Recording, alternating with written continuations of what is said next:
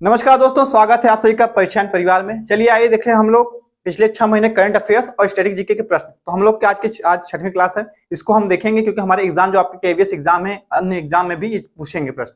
तो आप लोग हमारे साथ यहाँ से ये सब देख के जाएंगे, एग्जाम में अच्छी तैयारी होगी। ठीक है, चलिए देखने से पहले एक थॉट है उसको पढ़ लेते हैं। वादे से अपने मुकरेंगे नहीं, वादे से अपने मुकरेंगे नहीं। जब ठान ली है मंजिल को पाने की, जब ठान ली है मंजिल को पाने की, तो उसे पाने से पहले रुकेंगे नहीं। ठीक है, मंजिल पाने से पहले आपको रुकना नहीं है, मेहनत करते रहना। ठीक है, चलिए मेहनत करते रहिए आप लोग। आज हमारा 6वां क्लास है। टॉप 20 प्रश्न आपके हैं करंट अफेयर्स के और 20 प्रश्न स्टैटिक जीके के। पहला प्रश्न क्या है देखेंगे आप। गुजरात के भुज में, गुजरात के भुज में स्मृति वन नामक भारत का पहला भूकंप स्मारक किसने समर्पित किया। ठीक है, प्रश्न ये है आपका, इंपॉर्टेंट है। तो क्या है, स्मृति वन एक स्थापित किया गया है गुजरात के भुज में। तो आप देखेंगे इसको कौन, इस स्मारक को बनाए हैं, मतलब वहां पे स्थापित किए हैं आपके रामनाथ कोविंद जी, फिर द्रौपदी मुर्मू, नरेंद्र मोदी, राजनाथ सिंह। इसमें आप देखेंगे जो सही आंसर है आपका ऑप्शन सी, नरेंद्र मोदी। ठीक, ऑप्शन सी, इन्होंने ही कहाँ पे, गुजरात के भुज में। क्यों भुज में, देखिए 2 जनवरी 2001 में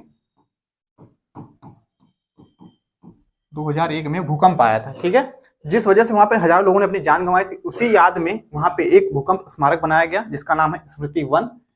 और इसका अनावरण जो वहां पे किए हैं नरेंद्र मोदी जी किए हैं। ठीक है, आपके प्राइम मिनिस्टर। ऑप्शन सी सही है। अगला प्रश्न है, गुस्ताव पेट्रो ने किस देश के राष्ट्रपति के रूप में कार्यभार संभाला है। ठीक है, ये गुस्ताव पेट्रो किस देश के राष्ट्रपति चुने गए हैं, बताना है। ऑप्शन क्या है, टर्की है, कोलंबिया है, यूनान है, जाम्बिया है। देखेंगे कौन, मतलब कहाँ के राष्ट्रपति हैं आपके। गुस्ताव पेट्रो आपके कोलंबिया, ऑप्शन बी आपका सही है, कोलंबिया के राष्ट्रपति हैं। ठीक है, कोलंबिया के राष्ट्रपति।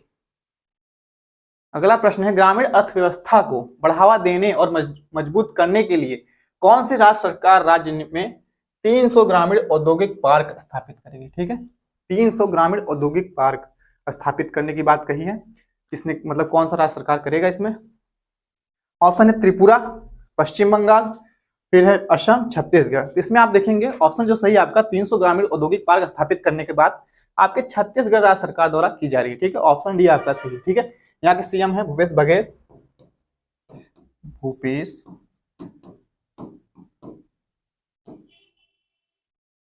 बघेल। इन्हीं द्वारा यहाँ पे 300 ग्रामीण औद्योगिक पार्क की स्थापना की जाएगी। ठीक है, ऑप्शन आपका डी, छत्तीसगढ़। अगला प्रश्न देखते हैं क्या है। भारतीय रेलवे की सबसे बड़ी मालगाड़ी सुपर वासुकी, क्या है, सुपर वासुकी कितने किलोमीटर लंबी है, इसकी लंबाई पूछा है प्रश्न में। ये मालगाड़ी देखिए सबसे बड़ी भारतीय रेलवे द्वारा चलाई गई है और आपका ये छत्तीसगढ़ से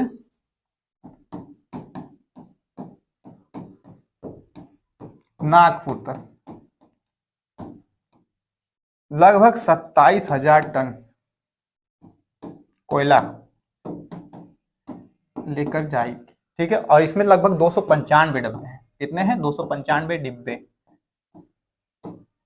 और इसकी टोटल लंबाई जो पूछी है वो आपकी है 3.5 किलोमीटर, 3.5 किलोमीटर लंबी है ये। ऑप्शन सी आपका सही होगा। ठीक है, सुपर वासुकी की लंबाई 3.5 किलोमीटर है और 295 इसमें डब्बे लगे, इतनी लंबी है। ठीक है, ऑप्शन आपका सी सही है। अगला प्रश्न देखते हैं क्या है। भारतीय नौसेना को किस देश से दो MH-16R, ठीक है, 60R मल्टी रोल हेलीकॉप्टर मिलेंगे। ठीक है, हेलीकॉप्टर का नाम है MH-60R। किस मतलब देश से भारत को प्राप्त होंगे, देखेंगे फ्रांस है, इजराइल है, संयुक्त राज्य अमेरिका है और रूस है। इसमें आपको जो ये भारत को मिलेगा, जहां से भारत खरीद रहा है इसको हेलीकॉप्टर को, ये आपका यूएस से है। क्या है, संयुक्त राज्य America. Option C, option C आपका सही है इसमें। अगला प्रश्न देखते हैं क्या है। भारतीय खनिज और धातु उद्योग पर, ठीक है, अंतर्राष्ट्रीय सम्मेलन कहाँ आयोजित किया जा रहा है। ठीक है, भारतीय खनिज और धातु उद्योग पर अंतर्राष्ट्रीय सम्मेलन होने वाला है। तो ये आप कहाँ पे आयोजित होगा। ऑप्शन है वाराणसी, मैसूर, नई दिल्ली, मुंबई। तो आपका जो ये आयोजन होने वाला है ये आपका नई दिल्ली में ही होने वाला है। ऑप्शन सी सही होगा, ऑप्शन सी।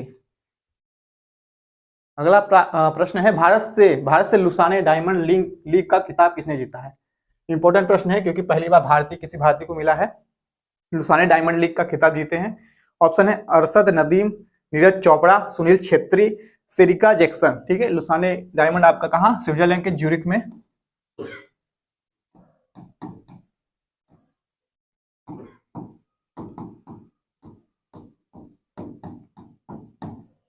वहां पे खेला गया था। और इसको जीतने वाले आपके भारतीय हैं पहले नीरज चोपड़ा, ठीक है।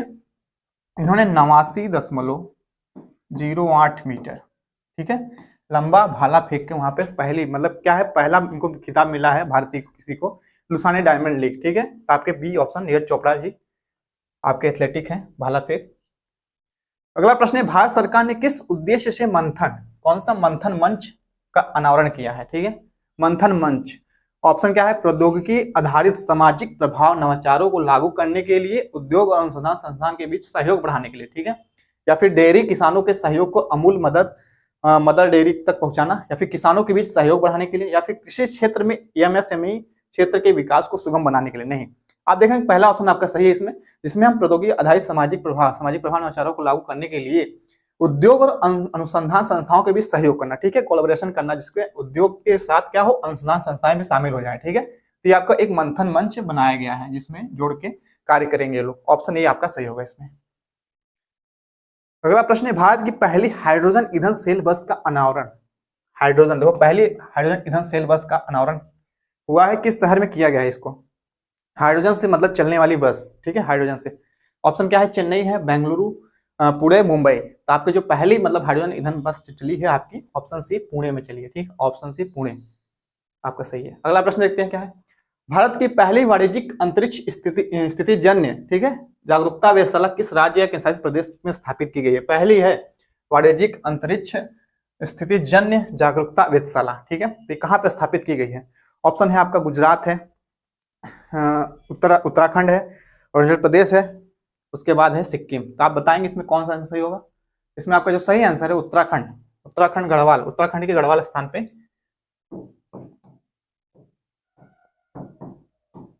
ये वेधशाला स्थापित की गई, ठीक है। और इसमें क्या है कि पृथ्वी के चक्कर लगाने 10 सेंटीमीटर, ठीक है, 10 सेंटीमीटर तक जो कण होंगे जो पृथ्वी परिक्रमा करती हैं उनका पता लगाने के लिए इसमें किया गया है। और ये स्टार्टअप दिगांतर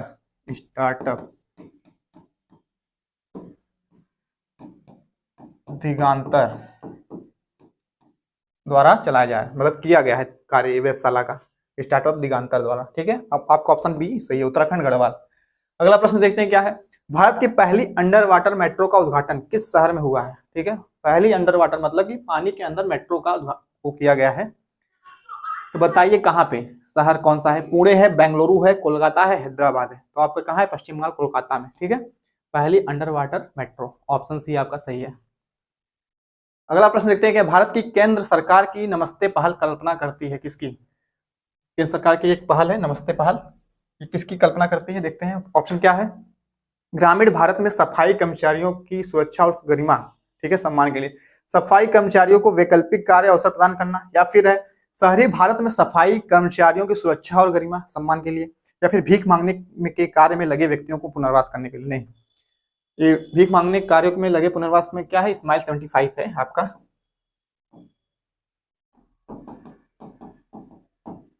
पढ़े हम लोग, तो ये आपका जो नमस्ते पहल है ऑप्शन आपका इसमें सी है, कहाँ पे, शहरी भारत में, ठीक है, ग्रामीण में नहीं है, ये शहरी में है, सफाई कर्मचारियों की सुरक्षा और सम्मान के लिए ये नमस्ते पहल है, ऑप्शन सी आपका सही है। अगला प्रश्न है, फ्रांसीसी सरकार के सर्वोच्च नागरिक पुरस्कार कौन सा पुरस्कार है, सेवेलियर डे ला लीजियन डी होनूर, ठीक है, ये पुरस्कार है सेवेलियर डे ला लीजियन डी होनूर, सिर्फ इसे सम्मानित किया गया, किस भारतीय को सम्मानित किया गया, फ्रांसीसी मतलब की सरकार के सर्वोच्च नागरिक पुरस्कार है यह है। तो आप देखेंगे इसमें ऑप्शन क्या है, मुकेश अंबानी है, विदेश मंत्री एस जयशंकर हैं, शशि थरूर हैं, और प्रधानमंत्री नरेंद्र मोदी हैं। तो इसमें आप देखेंगे जो ये मिला है पुरस्कार आपका सेवेलियर डे ला लीजियन डी होनूर, ये आपके हैं कांग्रेस के नेता शशि थरूर जी को, ठीक है, ऑप्शन सी आपका सही है। इनको फ्रांसीसो मतलब फ्रांसीस सरकार का सर्वोच्च नागरिक पुरस्कार यही दिया गया है, ऑप्शन आपका सी शशि थरूर सही है। अगला प्रश्न देखते हैं क्या है, फॉर्च्यून 500 ग्लोबल लिस्ट में 2022 में भारत की किस सर्वोच्च रैंक वाली कंपनी कौन सी है, मतलब कि कौन भारत की सबसे ऊंची कंपनी बनी है फॉर्च्यून 500। ऑप्शन क्या क्या है, LIC है, RRIL है, और फिर क्या है IOCL है, और फिर क्या है ONGC है। तो इसमें देखना है कि किस कंपनी को फॉर्च्यून में ग्लोबल मतलब कि भारत की सर्वोच्च रैंक प्राप्त हुई है। इसमें आपका जो सही ऑप्शन पहला ही सही है, LIC, ठीक है, भारतीय जीवन बीमा निगम, ठीक है, इसके जो आपके निदेशक कौन है, अध्यक्ष कहें तो बीसी पटनायक।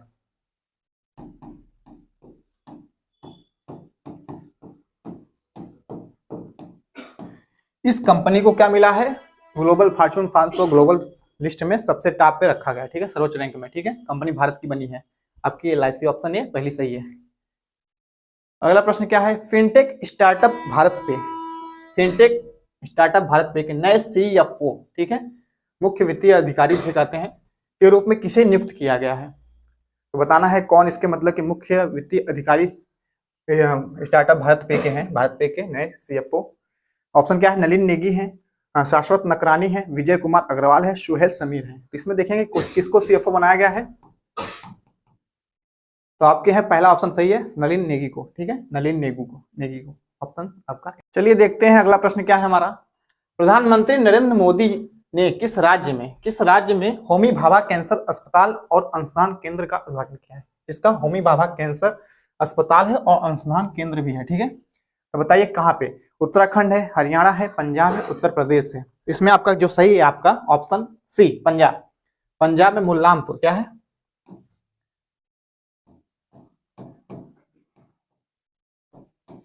मुल्लानपुर में क्या किए, होमी भाभा कैंसर अस्पताल और अनुसंधान केंद्र की उद्घाटन किए हैं नरेंद्र मोदी जी, ठीक है। ऑप्शन आपका सी सही है। अगला प्रश्न देखते हैं क्या है, पोर्ट तुंजगु बेनोआ जहां INS सुमेधा ने हाल ही में समुद्री साझेदारी अभ्यास के लिए दौरा किया है, किस देश में स्थित है, बताना है। पोर्ट तंजुगु क्या है, बेनोआ, INS सुमेधा इसमें शामिल है और किस देश के साथ साझेदारी अभ्यास हुआ है, बताना है। बांग्लादेश है, इंडोनेशिया है, ओमान है, वियतनाम है। बताइए क्या देखेंगे, ऑप्शन आपका जो सही है इसमें क्या सही है, ऑप्शन बी, इंडोनेशिया और भारत के बीच जो साझेदारी अभ्यास हुआ है कहाँ पे, पोर्ट तंजुगु बेनोआ INS सुमेधा के साथ, ठीक है। ऑप्शन आपका बी सही है। अगला प्रश्न देखते हैं क्या है, पूर्व ब्रज प्रहार 2022, ठीक है, ब्रज प्रहार एक्सरसाइज ये है, किस देश के साथ भारत का संयुक्त विशेष बल अभ्यास है, ठीक है, बताना है। पूर्व ब्रज प्रहार, ऑप्शन क्या है, सिंगापुर है, रूस है, श्रीलंका है, संयुक्त राष्ट्र अमेरिका है। तो ये भी अभ्यास आपके किसके साथ है, USA के साथ, संयुक्त राज्य अमेरिका के साथ, ठीक है, संयुक्त राज्य अमेरिका, ठीक है। ऑप्शन डी आपका सही है। अगला प्रश्न देखते हैं क्या है, पूरे देश में स्थापित 1000 हरित ऊर्जा उद्यमों को शुरू करने के लिए किस कंपनी ने CDB बैंक के साथ भागीदारी की है, ठीक है। CDB के साथ मतलब संयुक्त रूप से कार्य करने में 1000 हरित ऊर्जा उद्यमों को शुरू किया है, ठीक है। तो ऑप्शन बताना है, TP अच्छे microgrid, JSW energy, NTPC limited है, रिन्यू पावर है। इसमें आपका जो सही है ऑप्शन पहला ही सही है, क्या है, TP अच्छे माइक्रोग्रिड, ठीक है, टाटा पावर जो आपका है टाटा कंपनी का, उसके द्वारा CDB के साथ सहयोग करके 1000 हरित ऊर्जा उद्यमों का शुरुआत किया गया है, ठीक है। ऑप्शन आपका ए सही है। अगला प्रश्न है आखिरी देखते हैं, PMO के निदेशक के रूप में किसे नियुक्त किया गया है, PMO प्रधानमंत्री कार्यालय, ठीक है, प्रधानमंत्री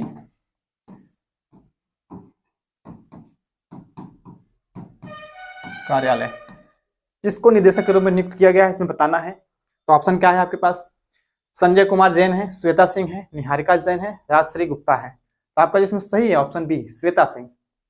PMO निदेशक मतलब PMO के निदेशक बनाए गए हैं, ऑप्शन बी आपका सही है। चलिए देखते हैं आज 20 स्टैटिक जीके के प्रश्न। पहला प्रश्न है, अमृता देवी स्मृति पुरस्कार जिसके लिए दिया जाता है, किसके लिए दिया जाता है, वह है। ऑप्शन क्या क्या है, वृक्षारोपण में श्रेष्ठ प्रयास के लिए, वन एवं वन्य जीव की सुरक्षा के लिए, वन सुरक्षा पर श्रेष्ठ साहित्य लिखने के लिए, या फिर उद्यानों का सौंदर्यीकरण करने के लिए, ठीक है। इसमें आपका जो सही है, अमृता देवी स्मृति, देखिए अमृता देवी बिश्नोई इनका नाम है। ये राजस्थान के खिजरली गांव, जो खिजरली गांव था वहां पे 1730 में राजा अजीत सिंह द्वारा जो वहां पे बिच्छू काटा जा रहा था, तो वहां पे इन्होंने क्या किया, अपनी बेटी के साथ जाकर, मतलब कई लोग गए थे, इस वजह से वहां पे इनकी जान अपनी बेटियों के साथ गंवाई थी, इसलिए इसको एक पुरस्कार इनकी याद में एक स्मृति पुरस्कार बना दिया गया है। 1 लाख रुपए, ठीक है, 1 लाख रुपया नगद।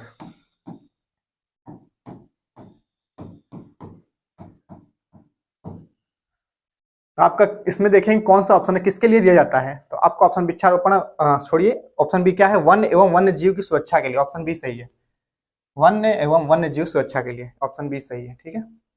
अगला प्रश्न देखते हैं क्या है, ग्रीन मफलर संबंधित है, ग्रीन मफलर, ठीक है, बताना है ग्रीन मफलर संबंधित है किससे, मृदा प्रदूषण से, ध्वनि प्रदूषण से, वायु प्रदूषण से, जल प्रदूषण से। तो बताना है ग्रीन मफलर किससे संबंधित है। तो आपका ऑप्शन इसमें सही है, ऑप्शन बी सही है, ध्वनि प्रदूषण से। ठीक है, इसमें होता क्या है, जैसे कि जो हाईवे रोड होते हैं बड़े बड़े, वहां पे ध्वनि प्रदूषण को रोकने के लिए क्या करते हैं, वृक्ष को, मतलब बड़े बड़े वृक्षों को सड़क के किनारे पे साइड साइड लगा देते हैं। जैसे रोड है किसी मतलब स्थान से निकली तो इसके साइड साइड क्या करेंगे, पेड़ लगा देंगे। तो इसी को मतलब क्या करता है, ये ध्वनि को अवशोषित करता है। वहां पे जो वाहनें चलेंगी बड़ी बड़ी, वहां पे ध्वनि को अवशोषित करेंगे, इस वजह से ध्वनि प्रदूषण ज्यादा नहीं होगा। इसलिए इसे ग्रीन मफलर साइड साइड लगाने को ग्रीन मफलर कहते हैं, कार्य कहते हैं। इसलिए आपका इसमें ध्वनि प्रदूषण संबंधित है, ऑप्शन बी सही है। अगला प्रश्न देखते हैं क्या है, निम्नलिखित में से कहां अंतरराष्ट्रीय समुद्री संगठन का मुख्यालय है। अंतरराष्ट्रीय समुद्री संगठन का मुख्यालय कहां पे है, पूछा है प्रश्न। अगला ऑप्शन देखते हैं क्या क्या है, लंदन है, जिनेवा है, पेरिस है, रोम है। तो इसमें आपका जो ये अंतरराष्ट्रीय समुद्री संगठन का मुख्यालय है आपके लंदन में ही, ऑप्शन ए लंदन। ठीक है, अगला प्रश्न देखते हैं, निम्नलिखित में से कौन सा ईंधन न्यूनतम पर्यावरण प्रदूषण उत्पन्न करता है, सबसे कम पर्यावरण प्रदूषण उत्पन्न करता है, कौन सा है इसमें देखना है ईंधन। हाइड्रोजन है, पावर एल्कोहल है, पेट्रोल है और सीएनजी है, सीएनजी संपीड़ित प्राकृतिक गैस। तो इसमें देखना है कौन सा सबसे न्यूनतम पर्यावरण प्रदूषण उत्पन्न करता है। ठीक है, तो ऑप्शन आपका पहला ही सही है, क्या है, हाइड्रोजन। हाइड्रोजन जो होता है, इससे अगर ईंधन का प्रयोग करेंगे हम तो न्यूनतम पर्यावरण प्रदूषण होगा। ठीक है, ऑप्शन आपका पहला ही सही है।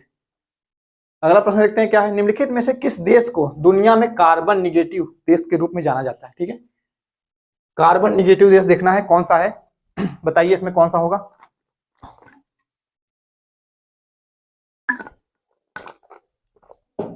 ऑप्शन है अफगानिस्तान, भूटान, बहरीन, नेपाल।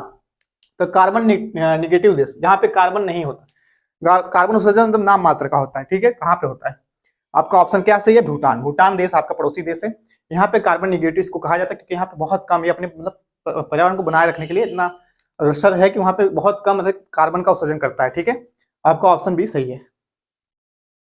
चलिए अगला प्रश्न देखते हैं क्या है, पंचायत चुनाव के लिए उम्मीदवारों की न्यूनतम आयु क्या होनी चाहिए। ठीक है, सीमा क्या होनी चाहिए, पंचायती चुनाव अगर लड़ना है तो कितनी उम्र रहनी चाहिए आपकी। ऑप्शन क्या है, 18 वर्ष, 20 वर्ष, 21 वर्ष, 30 वर्ष। इसमें आपका जो सही ऑप्शन क्या है, 21 वर्ष। ठीक है, पंचायती चुनाव के लिए आपकी उम्र सीमा 21 वर्ष सही है। ठीक है, 18 वर्ष आपका है मतदान देने की आयु। ठीक है, मतदान देने की आयु। अगला प्रश्न देखते हैं क्या है, वह वाद्य यंत्र जिस पर उस्ताद अमजद अली खान ने निपुणता हासिल की थी। तो मतलब किस वाद्य यंत्र को बजाते थे अमजद अली खान। ऑप्शन है सितार है, शहनाई है, वायलिन है, सरोद है। इसमें आपका जो सही ऑप्शन है ऑप्शन डी सरोद। सरोद बजाने में निपुणता हासिल की थी इन्होंने। ठीक है, शहनाई में आपका बिस्मिल्लाह खां, जैसे बिस्मिल्लाह खां जानते हैं,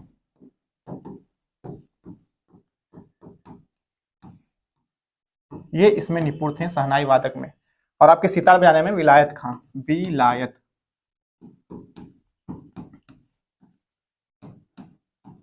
ठीक है, और वायलिन बजाने में आपके कौन है कि टी एन कृष्णन, वायलिन बजाने में निपुणता हासिल की थी। तो आपके सरोद वादक कौन है, उस्ताद अमजद अली खां। ऑप्शन आपका डी सही है। अगला प्रश्न देखते हैं क्या है, समताप मंडल को जेट विमान के उड़ाने के लिए आदर्श माना जाता है। जो समताप मंडल है, वायुमंडल की एक परत है, उसमें जेट विमानों को उड़ाने के लिए आदर्श माना जाता है, क्यों।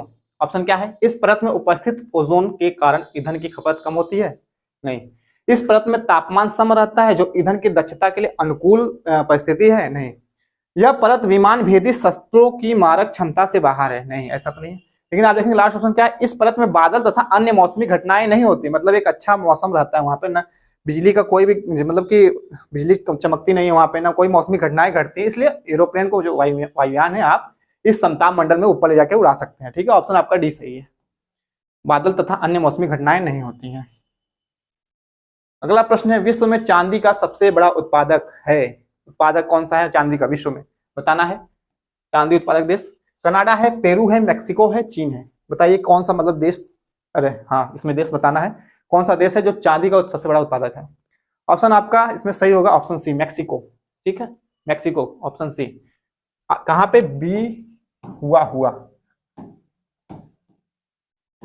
ये स्थान है मैक्सिको में, यहाँ पे चांदी निकलती है यहाँ पे। ठीक है, बी हुआ।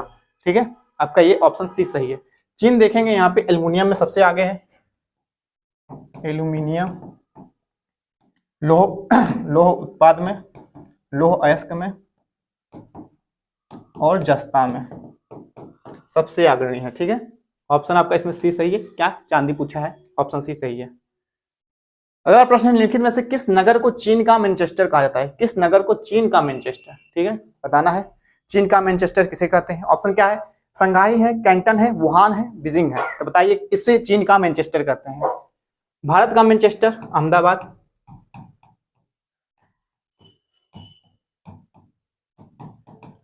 कहाँ है? अहमदाबाद। चीन का बताइए कहाँ होगा? ऑप्शन आपका इसमें सही है, संघाई। ऑप्शन पहला ही सही है, संघाई को चीन का मैनचेस्टर कहते हैं। सूती वस्त्र का निर्माण जहां पे ज्यादा होता है वहां पर उसको मैनचेस्टर कहते हैं, ठीक है। तो आपका चीन का मैनचेस्टर, संघाई। अगला प्रश्न देखते हैं क्या है। निम्नलिखित में कौन कृषि से संबंधित नहीं है? नहीं पूछा है, कौन कृषि से संबंधित नहीं है? हरित क्रांति, श्वेत क्रांति, कृष्ण क्रांति और पीली क्रांति, सभी क्रांति हैं। बताना है कौन कृषि से संबंधित नहीं है। हरित क्रांति आपके क्या है? गेहूं, धान, खाद्यान्न फसल उत्पादन से है, ठीक है, आदि। श्वेत क्रांति दूध उत्पादन, ठीक है। सफेद क्रांति से दूध उत्पादन, ठीक है, दूध उत्पादन।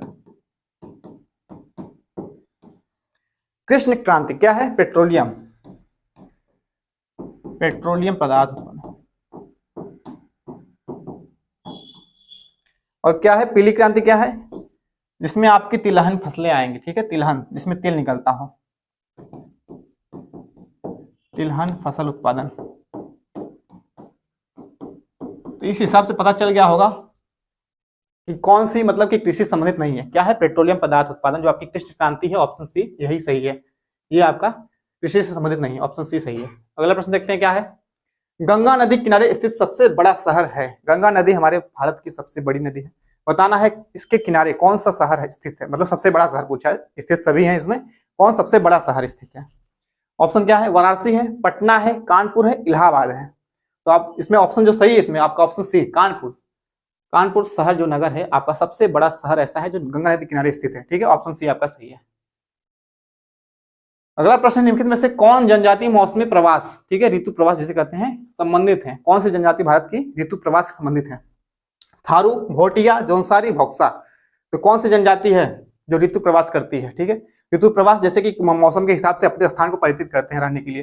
जैसे अगर मतलब कि ग्रीष्म ऋतु में है तो वो अपना क्या करेंगे, थोड़ा सा पहाड़ी क्षेत्रों में है तो वो क्या करेंगे, ऊपर चले जाएंगे, जो ठंडी पड़ेगी तो नीचे चले आएंगे घाटी में, ठीक है। तो आपकी उत्तराखंड की जनजाति है भोटिया, ऑप्शन बी भोटिया सही है, ठीक है। थारू ये भारत की सबसे बड़ी जनजाति है।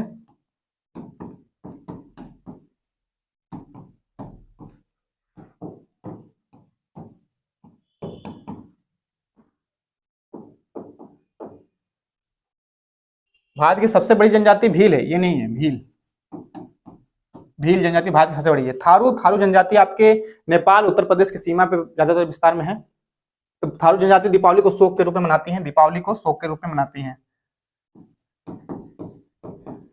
दीपावली को शोक के रूप में मनाती हैं।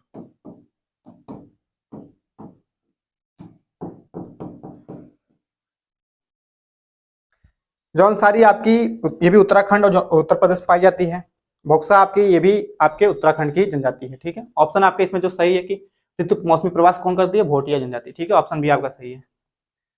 अगला प्रश्न है, मिजोरम में स्थित फावंगपुई राष्ट्रीय उद्यान, फावंगपुई राष्ट्रीय उद्यान को किस अन्य नाम से जानते हैं? ठीक है, किस अन्य नाम से जानते हैं इसको, फावंगपुई राष्ट्रीय उद्यान को? काला पर्वत उद्यान, नीला पर्वत उद्यान, पीला पर्वत उद्यान या मिजो हिल्स उद्यान, ठीक है। ये आपको मिजोरम में है फावंगपुई राष्ट्रीय उद्यान। इसे हम किस नाम से जानते हैं? नीला पर्वत उद्यान, ठीक है, नीला, नीले रंग का पर्वत पे दिखता है इसलिए नीला पर्वत उद्यान कहते हैं, ठीक है, ऑप्शन बी आपका सही है इसमें। अगला प्रश्न देखते हैं क्या है। सूरत की फूट 1907 के बाद कांग्रेस किसके हाथ में आ गई? ठीक है, सूरत में जो विभाजन हुआ था, सूरत की फूट मतलब कांग्रेस अधिवेशन जो हुआ था सूरत में, ठीक है, इसमें देखेंगे कि रास बिहारी बोस जो थे इसकी अध्यक्षता किए थे।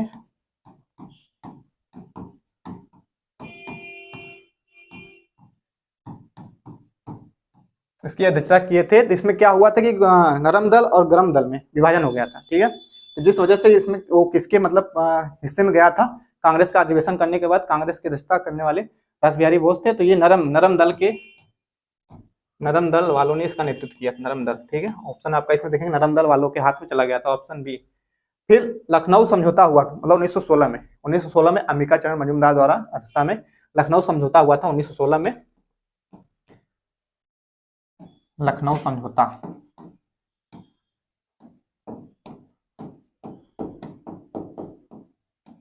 जिसमें कि नरम दल गरम दल को एक साथ, मतलब बाल गंगाधर तिलक ने एक साथ लाने में प्रयास किए थे, जो एक साथ फिर जुड़ गए एक साथ। ओके, आपका ऑप्शन इसमें बी सही है, नरम दल वालों के हाथ में चला गया था कांग्रेस। ठीक है, अगला प्रश्न देखते हैं क्या है। वह कौन सा निर्णायक युद्ध था जिसमें अंग्रेज ने डचों को हरा दिया था, जिस कारण डच की भारत में चुनौती खत्म हो गई। ठीक है, कौन सा युद्ध था जिसमें डचों, मतलब कि अंग्रेजों ने डच को हराया था। ठीक है, बताना है। ऑप्शन क्या क्या है। बेदरा का युद्ध है 1759 में हुआ है, बांडीवास का युद्ध 1760 में हुआ है, और फिर प्लासी का युद्ध 1757, बक्सर का युद्ध 1764 में। बताना है किस युद्ध में अंग्रेजों ने डच को हराया था। ठीक है, आपका इसमें पहला ही ऑप्शन सही है, बेदरा का युद्ध। ये अंग्रेजों और डचों के बीच में हुआ था। ठीक है, वांडीवास का युद्ध, ये आपके देखिए अंग्रेज और फ्रांसीसियों के बीच में हुआ था, अंग्रेज और फ्रांसीसियों के बीच में।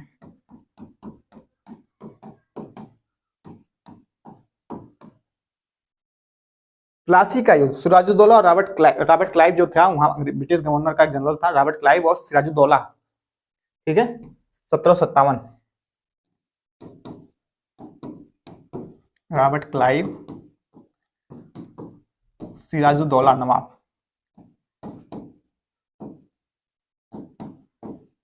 इनके बीच हुआ था। ठीक है, कब हुआ था। 1757 में प्लासी का। बक्सर का युद्ध देखिए, इसमें सहायक मतलब कि सब लड़े थे साथ में। हेक्टर मुनरो अध्यक्षता किया था ब्रिटिश सेना का,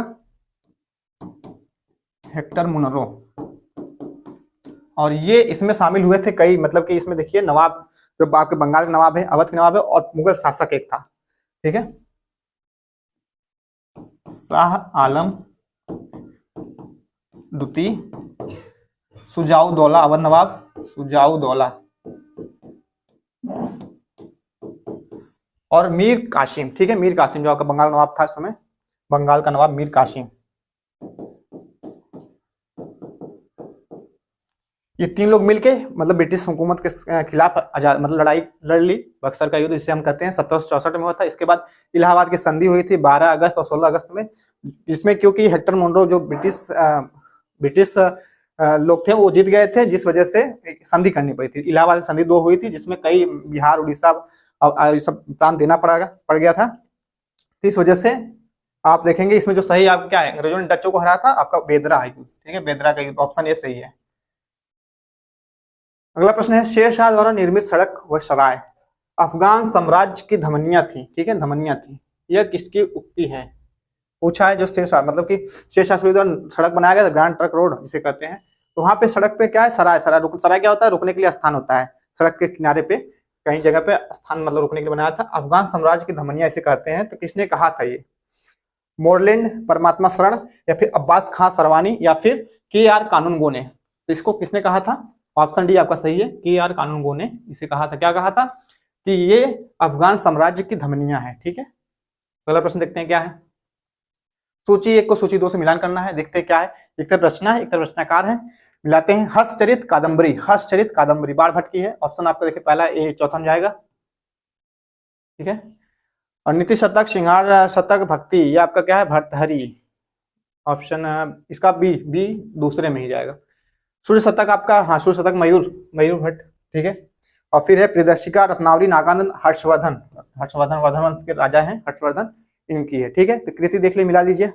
पहले का 4 है, बी दूसरा में है, बी दूसरा, सी तीसरा, और डी आपका पहला। आपका ऑप्शन बी नहीं, ऑप्शन बी नहीं है, ऑप्शन ए है सही। ऑप्शन ए का चौथा है, बी का दूसरा है, सी का तीसरा है, डी का पहला है। ठीक है, ऑप्शन आपका ये सही है, आपका ऑप्शन ए सही है। अगला प्रश्न देखते हैं क्या है। निम्नलिखित में से किस राज्यादेश में अशोक के व्यक्तिगत नाम, अशोक का उल्लेख, राज्यादेश मतलब अभिलेख है एक, उसमें अशोक का व्यक्तिगत नाम जो अशोक है उसका उल्लेख मिलता है। ठीक है, कौन सा अभिलेख था, कालसी, रोमनदेही, विशिष्ट कलिंग राज्यादेश था, या मास्के। इसमें जो मास्की ऑप्शन देखेंगे आप लोग, ऑप्शन सी डी है आपका, मास्की अभिलेख, इसी में व्यक्तिगत नाम अशोक का वर्णन था। ठीक है, ऑप्शन डी आपका इसमें सही है।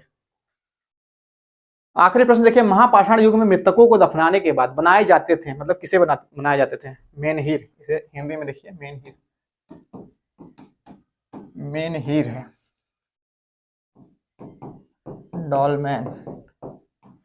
इसमें देखिए मेनहीर है, प्रस्तर वृत्त है, प्रस्तर एक रेखन है, डॉलमैन है। तो मतलब कि जब महापाषाण युग में मृतकों को दफनाते थे उसको ऊपर ऐसे पत्थर टाइप का कुछ बनाते थे। ठीक है, तो इसको क्या कहते हैं, डॉलमेन कहते हैं। क्या कहते हैं, डॉलमेन। ऑप्शन आपका डी सही है, ऑप्शन डी डॉलमेन। ठीक है, ये स्टैटिक के 20 प्रश्न में हम लोग ने देख लिए हैं। तो आप लोग ऐसे ही हमारे साथ तैयारी करते रहेंगे करंट अफेयर्स और स्टैटिक जीके की। आप लोग हमारे साथ देने के लिए आप लोग क्या करेंगे, पहले लाइक कमेंट सब्सक्राइब कर लेंगे। ठीक है, और कोई भी डाउट हो तो कमेंट सेक्शन बॉक्स में जरूर पूछिएगा और वीडियो को लाइक करते रहिए। ठीक है, आप सभी का बहुत बहुत धन्यवाद।